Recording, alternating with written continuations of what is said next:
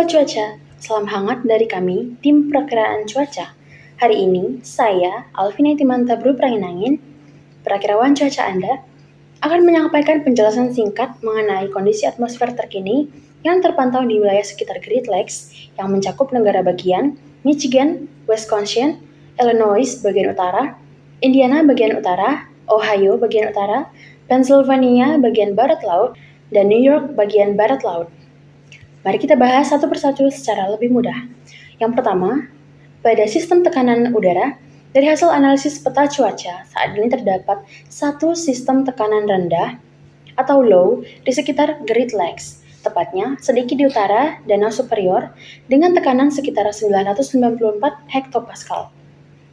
Sementara itu, di bagian tengah Amerika Serikat, meliputi wilayah seperti Kansas dan Nebraska, terdapat sistem tekanan tinggi atau high dengan nilai sekitar 1034 hektopascal.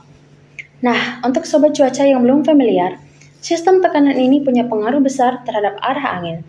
Karena wilayah ini berada di belahan bumi utara, maka di sekitar tekanan rendah atau low, angin berputar berlawanan arah jarum jam, atau yang disebut dengan counterclockwise, dan berkumpul menuju pusat tekanan. Di sekitar tekanan tinggi atau high, ada angin berputar dengan searah jarum jam atau clockwise dan menjauh dari pusat tekanan.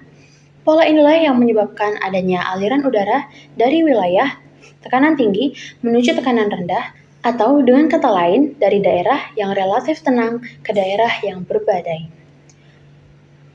Baik, selanjutnya kita akan membahas jenis-jenis front yang teridentifikasi. Pada sistem cuaca ini terpantau 3 jenis front utama yang saling berhubungan dengan pusat tekanan rendah. Yang pertama ada front dingin atau disebut dengan cold front. Ditandai dengan garis biru bergigi segitiga, front ini terbentang dari pusat tekanan rendah ke arah selatan lalu berbelok ke tenggara. Ini merupakan batas antara udara dingin dari utara yang bergerak cepat dan mendorong udara hangat di depannya untuk naik ke atas. Biasanya front ini membawa perubahan cuaca yang cepat dan cukup ekstrim. Kemudian kita akan membahas yang kedua, yaitu front panas atau warm front. Ditandai dengan garis merah setengah lingkaran yang memanjang ke arah timur dari pusat tekanan rendah. Pada front ini, udara hangat bergerak perlahan di atas udara dingin yang lebih berat. Cuacanya cenderung lebih tenang, tapi bisa menyebabkan hujan ringan yang berangsur lama. Kemudian yang ketiga ada front occlusi atau occluded front, ditandai dengan garis ungu berisi kombinasi segitiga dan setengah lingkaran. Kondisi ini terjadi ketika front dingin yang lebih cepat menyusul dan bertemu dengan front panas, sehingga seluruh massa udara hangat terangkat ke atas. Front occlusi menandakan adanya siklon atau sistem tekanan rendah yang sudah berada pada tahap matang atau mulai melemah. Kemudian kita akan membahas yang ketiga, yaitu adanya gradien tekanan dan dampaknya terhadap angin. Kalau sobat cuaca melihat peta cuaca, biasanya ada garis melingkar yang disebut dengan isobar, yaitu garis yang menghubungkan daerah dengan tekanan udara yang sama.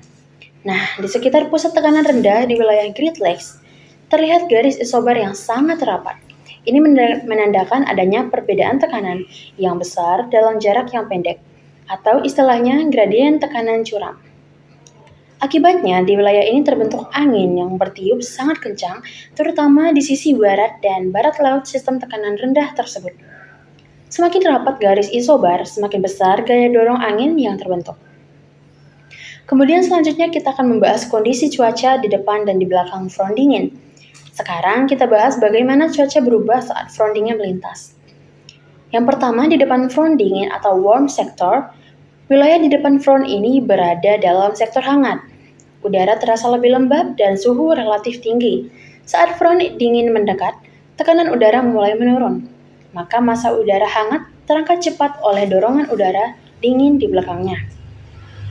Nah, proses ini memicu terbentuknya awan cumulonimbus atau CB, yang merupakan awan besar yang seringkali disertai hujan deras, petir, bahkan badai guntur atau thunderstorm. Cuaca di depan front biasanya intens tetapi berlangsung sangat singkat.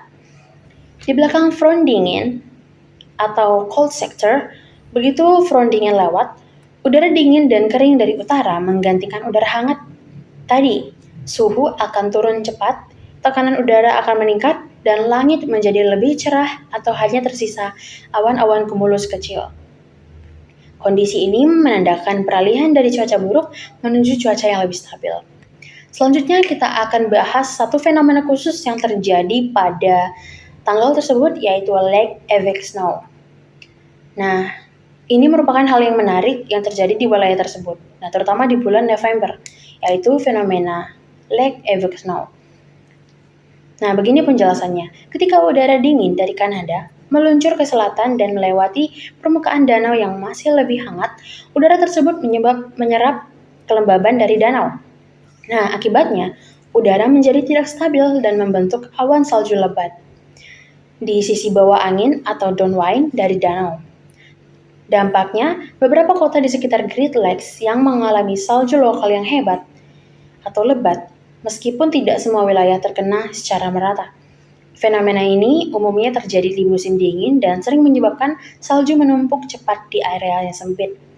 Nah, jadi kesimpulannya secara keseluruhan, wilayah sekitar Great Lakes saat ini sedang mengalami aktivitas atmosfer yang cukup dinamis.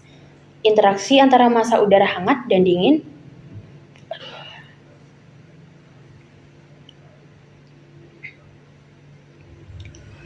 Interaksi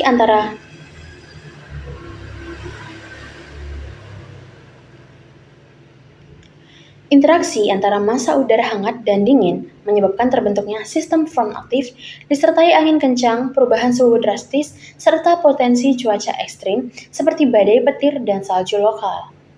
Untuk masyarakat di wilayah terdampak, kami menghimbau agar tetap waspada terhadap perubahan cuaca yang cepat, hindari aktivitas luar ruangan saat terjadi badai atau angin kencang, dan ikuti terus pembaharuan informasi dari lembaga cuaca secara resmi.